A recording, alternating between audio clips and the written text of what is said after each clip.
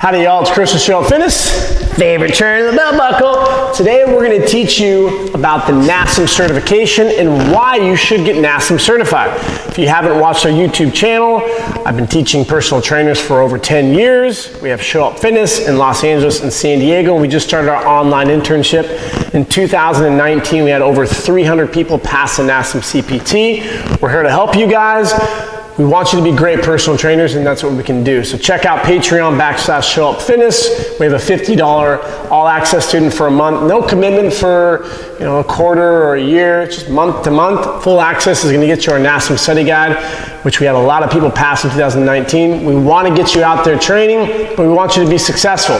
If you looked at our other videos, you gotta remember, got to put the NASM hat on. So let's talk about NASM and why you should get NASM certified to Turkey, right? All right, so NASM certification, National Academy of Sports Medicine. It is the most recognized in the industry. If you go to the big four, which would be Equinox, Lifetime, 24 LA Fitness, they will suggest for you to get the NASM certification. Now why that is, can't talk about that, NASM hats on. The reason it's the most recognized is because there's so many trainers out there with the certifications. There's a lot of online stuff that you can get. Now the NASM CPT, you take in a testing center. It's 120 questions long. They're 6th edition book, 20 chapters. They're gonna ask you a lot of questions from chapters 6, 7, and 14. You will be prepared to start training the general population with their OPT model, Optimal Performance Training. So with the NASM CPT, it will take you about maybe 2 to 3 months if you do the self-study without any help from anywhere else. Their study guide, real quickly, NASM study guide is very complex and it's giving you all the information through the textbook. So it's basically like memorize all 20 chapters. Our study guide is telling you what exactly you need to study. So when you study for the NASM CPT, it should take you 2 to 3 months, and then you'll be ready to get into a gym. You need your CPR certification or your AED also, so you'll start training. There's a lot of continuing education. You can get the CES, the PES, the WLS, the FNS. There's over 13 certifications, and recently they just started allowing for bundles, and they're giving deals on those, so 30% off, 40% off. And that's great if you're looking for more certifications. Don't get any of those certifications. So some of the benefits are you can pass it. It's a simple certification. Once you're done, you have your ticket, your Charlie and the Chocolate Factory ticket to get in and start training and helping people. That's why we got into this, right? You want to help people. You came across NASM by typing in how to become a personal trainer, and it was probably one of the first things that came up here. It's very widely known and accepted in the fitness community. Not in academia. If you talk to a lot of professors, they have no idea who the hell NASM is. So just to summarize, this video is to help those that want to pass NASM and give you an idea of the industry. NASM is very, very well known. Think of NASM as like CrossFit. Nothing wrong with it. People are going to bitch and complain and say, you get hurt, blah, blah, blah, or this. I've told probably 100 different people about our gym, Show Up Fitness, and everyone says, oh, is it like CrossFit? That's awesome. Good for you, NASM. Pat on the turkey butt because you are widely known. That's called ubiquitousness. I love it. They're a great business and they're great at getting in front of people. So if you want to become a trainer, get the NASM CPT, do the lowest one, the study guide, which will be $500. Take it, 120 questions. You're given 2 hours. Once you pass it, start training people. So that's some of the benefits of taking the NASM CPT. Oh, let's look at the show up hat.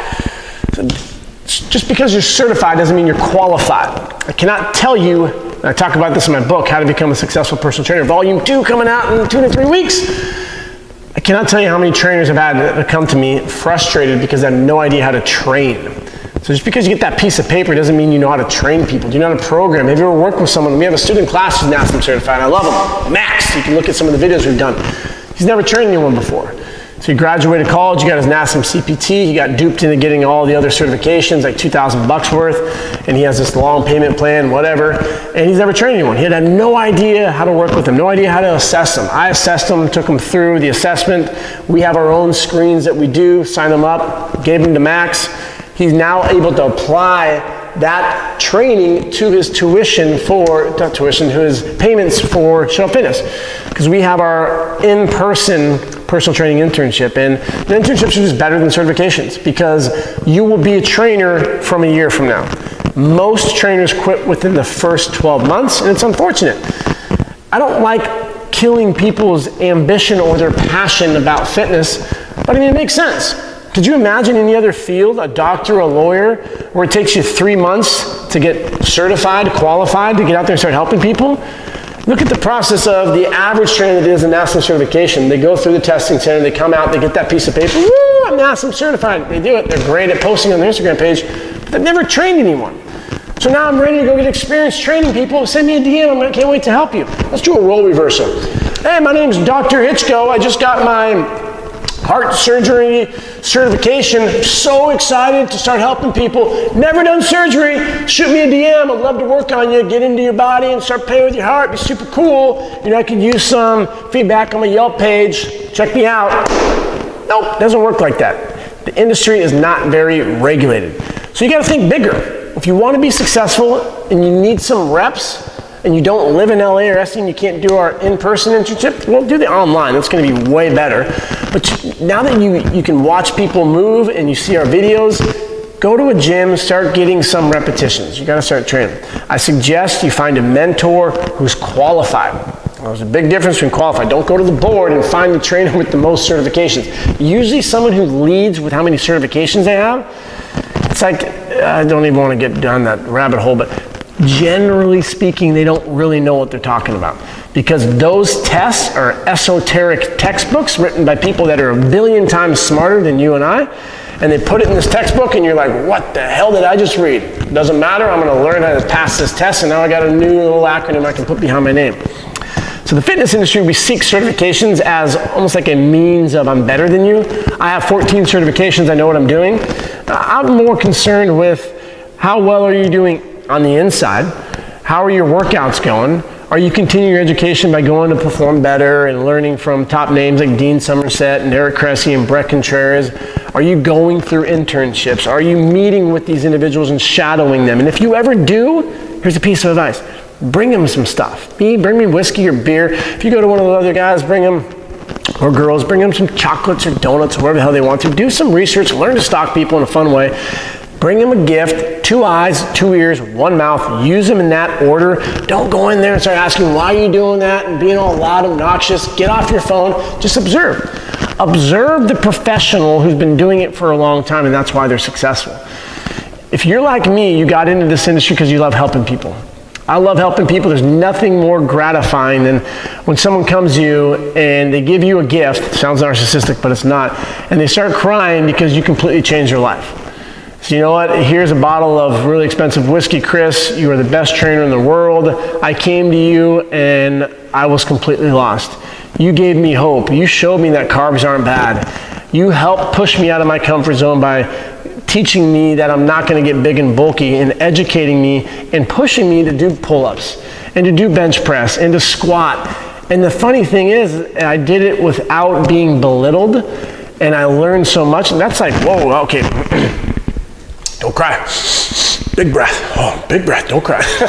that's an emotional, great interaction, and you're going to get that. But unfortunately today, the industry has a bad name. And it's due to the entry process where too many trainers come in seeking the certification just because they're lost from the get-go. So we want to get in front of you to educate you on the whole industry. And if you want to be around a year from now, getting that one piece of paper isn't going to be the answer. It will get you into a door into a corporate gym, sure. And a lot of gyms will tell you, you can talk to a top trainer, you should go get this certification. I think you should get ACE, you should get ISSA, whatever they're going to tell you. It's just a piece of paper. Be like asking me, what's the best football team in college? It's Texas, obviously. Well, Texas sucks to someone else over here. They were, what, 8-5 this year? They were terrible. Who's the best team? Oh, it's either Clemson or who else we got? LSU. Right? Figuring that on Monday.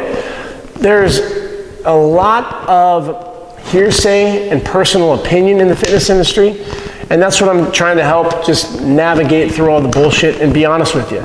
If you want to be a successful trainer, I'll tell you right now, you need to go through an internship. You got to learn how to train people with proper supervision.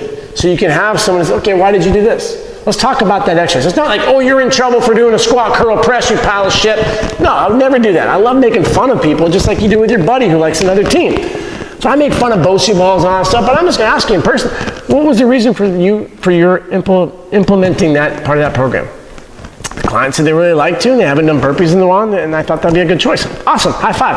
I like how you do that. Make sure when you do this, just be aware that they had a little bit of left knee valgus collapse, blah, blah, blah. But it help you, educate you, help take you to the next level. That's what great coaches do, and great trainers.